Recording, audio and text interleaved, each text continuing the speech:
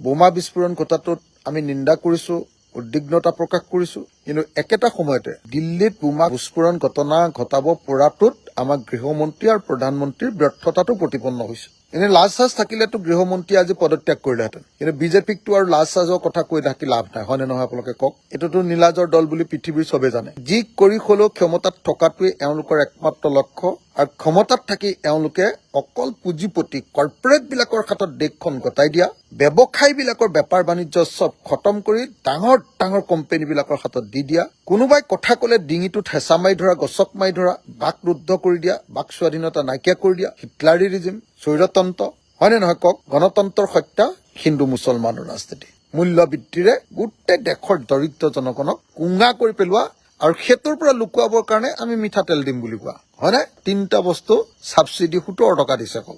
আৰু ফুটাইছে যিমান, হাল্লা লগাইছে যিমান, এইটো এনেকুৱা লাগে যে 17 টকা নহয়, 17,000 টকাহে মানুহক দিছে।